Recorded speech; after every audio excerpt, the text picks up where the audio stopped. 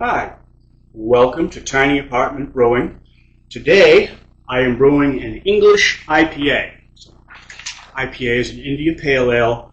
This particular style was developed during England's colonial period when they were shipping ales to India, and because of the long trip at high temperatures, the ales were going bad.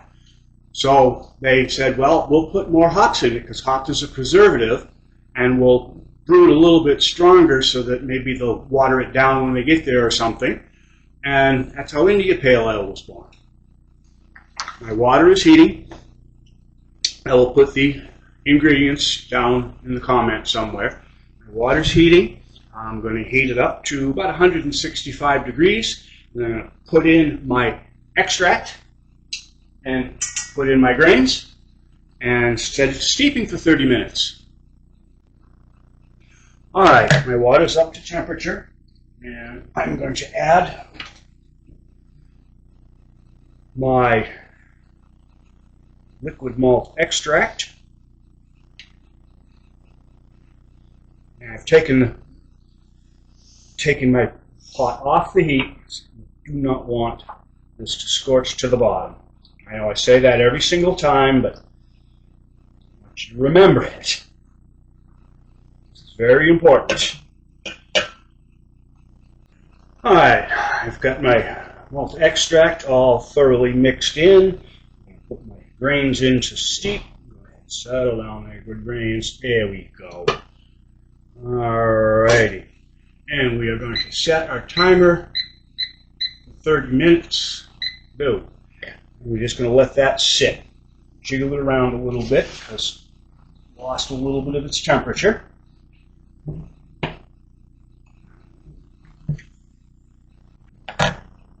In order to do things properly, we need to have one of our previously made batches of homebrew to drink while we're brewing. Now, this is the English stout that I made a couple of weeks ago, 6 weeks ago now, I think. Let's see how she's doing. Absolutely flat as a floogie, of course.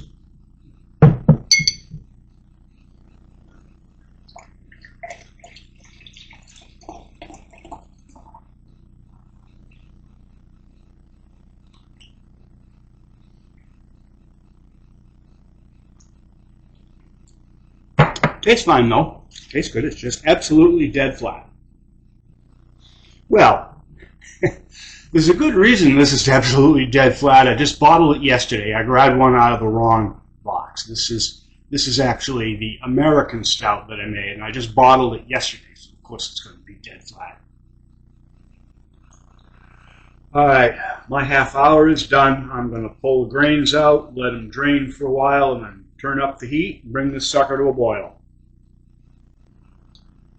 All right, you always want to make sure you've got a good stable boil before you put your first hops in, because the hops are going to act as nucleation sites for the boil, and what can happen is it can boil over on you if you put them in without stabilizing your boil.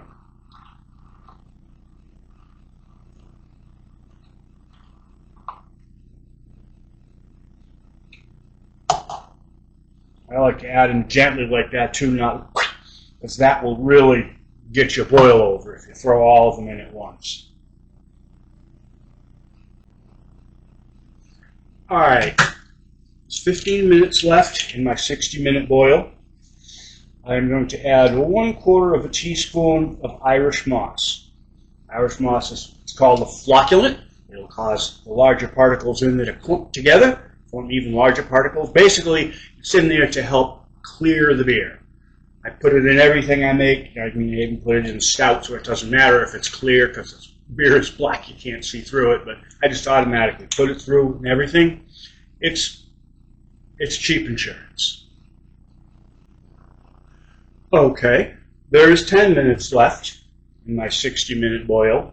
I'm adding another dose of my Fuggles hops. This is the flavor hops, because it was in at the end. The earlier hops is just bittering hops. This doesn't add much bitterness, but it does add some flavor.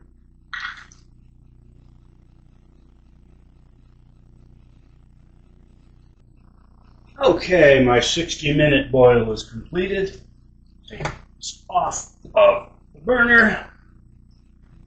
Put it in my sink full of cold water. Add a little bit more here. Make sure we've got enough.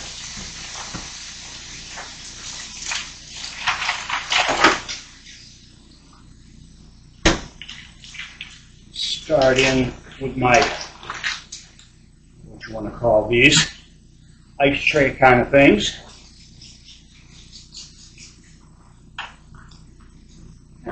As always, sanitize everything. Like that. And right in. Start cooling the beer off. Always, when you finish your boil, you want to cool your beer as quickly as possible. You don't want to have any contamination while it's warm. All right. Brew here seems to have cooled off. So just out of curiosity, let's see what the temperature is. So it's about 90 when I set it here. It is 86 degrees. Is okay. We can pitch it at 86 degrees. Didn't want to cool off as much as possible. Maybe I rushed it. Maybe I need to get more of those ice sheets. Maybe that would help. All right, now I'll be able to see what I'm doing down here. I'm racking it into my fermentation chamber.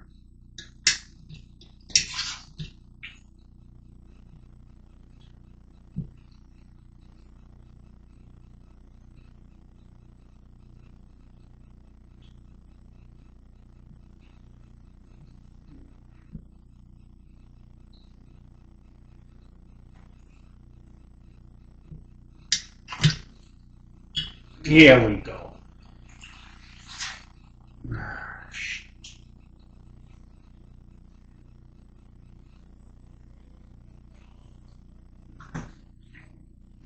Get this up and out of the way while I clean up the mess that I just made.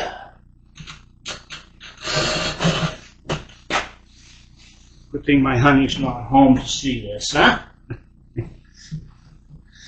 All right. Get some good aeration going.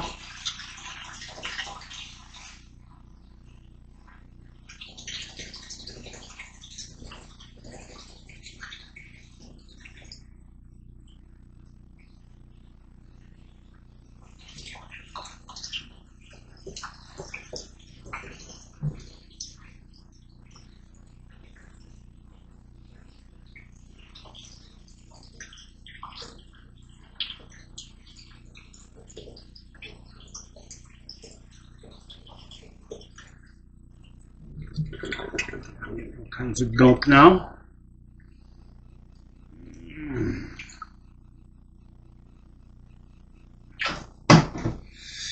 All right.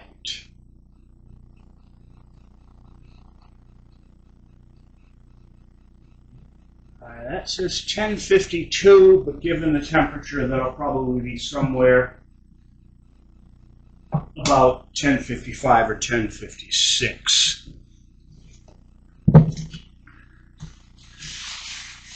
All right. Bring you up here where you can see what we're doing. Yeah, we'll try. Okay.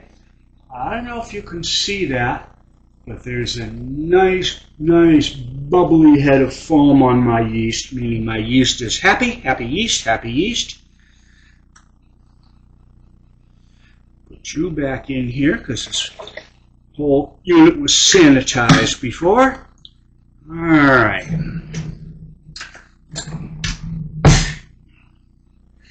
And let's pitch this yeast. Oh, yeah. What I've been doing lately is prehydrating my yeast with a little sugar in the water. A lot of people say you don't need to hydrate the yeast, and I don't know. Maybe you do, maybe you don't. All I know is that the manufacturer of the yeast suggests hydrating the yeast before you pitch it. So, maybe you do need to, maybe you don't need to, but if the manufacturer suggests it it's not going to hurt. All right, this is going to go into my fermentation room, and it's going to ferment for about a week, and we'll see you then. Welcome to Tiny Apartment Brewing again. Today, we're going to be testing a British IPA. It's about 6 weeks old now, been in the bottle for a bit. Hopefully this one has got conditioned a little bit. We'll see. Hopefully it doesn't gush all over the table. I don't think it's going to. Let's see what we've got. Ooh, that sounded really promising. I'm not seeing any foaming going on in the bottle. Oh, but we are getting a good bit of head on this one. So, I'm thinking it's promising. I'm seeing some nice bubbly going on here. Wash that after.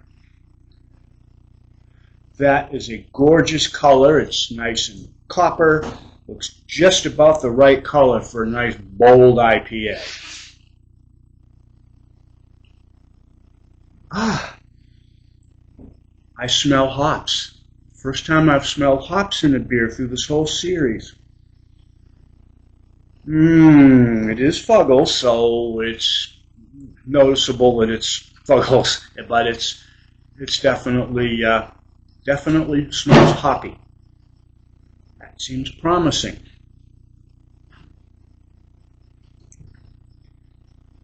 Good carbonation. Finally, I've had one come up. The carbonation is what it should be.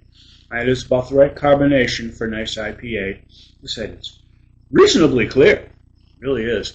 That's probably from the Irish moss that I put in during the boil process. Oh, that is good.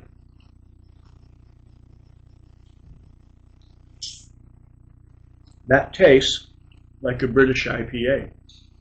I definitely like it.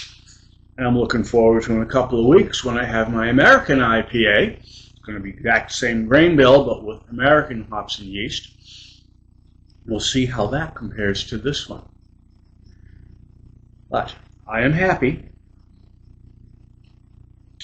IPAs are some of my favorite beers to drink, so I'm very happy with this one. All right. And if you would please comment, like, subscribe, make my channel blow up. Thank you for watching.